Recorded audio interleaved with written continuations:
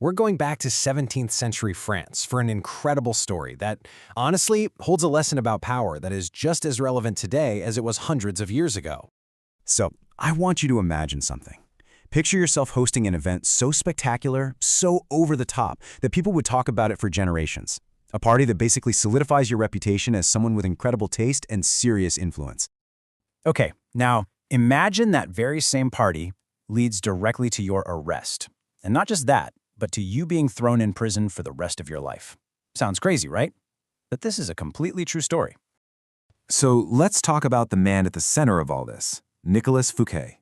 He was the finance minister for the young king of France, Louis XIV, and this guy was brilliant, totally indispensable, and, well, he really loved the finer things in life. So here's the deal. In 1661, Fouquet's mentor, the prime minister, dies, and then the king turns around and just abolishes the position altogether. Not a good sign. Fouquet starts to feel like he's on thin ice, and he gets this desperate need to get back in the king's good graces. So what does he do? He goes all in. He decides he's going to make this grand gesture to prove just how loyal and valuable he is. The plan? To throw an absolutely unforgettable party at his brand new, jaw-droppingly beautiful chateau, all for the king. And that brings us to the event itself. And calling it a party doesn't really do it justice. This was a masterpiece of extravagance. This was supposed to be Fouquet's big moment, to show the king what he was capable of. First off, the guest list. I mean, this was the A-list of 17th century Europe. We're talking the most powerful nobles, the biggest thinkers, the greatest artists, all in one place. And then there was the food. This wasn't just a nice meal, it was a 7-course spectacle designed to just blow everyone's minds. There were new dishes created just for this night, foods from the East that no one in France had ever tasted before. And, of course, there was custom music written specifically to honor King Louis. But the feast was just the beginning. The entertainment, I mean, this is where things get truly insane. The gardens were so magnificent, they actually became the inspiration for the gardens at Versailles later on. There were massive fireworks, and get this, the grand finale was a brand new play, written for the occasion, and performed by the legend himself, Molière.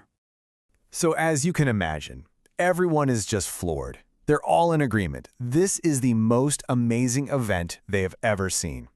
The night was a complete, undeniable success. A total home run for Fouquet, right? Well, not quite, because the very next morning, everything comes crashing down. Fouquet's moment in the sun was about to get completely eclipsed by the Sun King himself. And just look at how fast this all happens. It's wild. August 17th, he's the host of the century, the toast of France. August 18th, the very next day, he's arrested by the captain of the king's musketeers. A few months later, he's on trial, and his fate is sealed. And that was it. Fouquet would spend the next 2 decades of his life, think about that, 20 years, locked away, totally alone in one of the most remote prisons in all of France. So you have to ask yourself, what on earth happened? How did a party, a tribute meant to honor the king, go so horribly wrong? Well, to figure that out, we have to stop looking at it through Fouquet's eyes and start looking at it through the king's. See, this is the whole disconnect. On one hand, you have Fouquet, thinking he's showing the ultimate loyalty. But King Louis? He saw something totally different. He saw one of his subjects throwing a better party than he could, being more popular, having better taste, and it didn't feel like a tribute. It felt like a challenge. And you have to remember who we're dealing with here. King Louis XIV, the Sun King. The sun is the center of the solar system. It doesn't like it when another star shines brighter in its sky. Fouquet's amazing party just cast a shadow that the king could not stand. But here's the thing.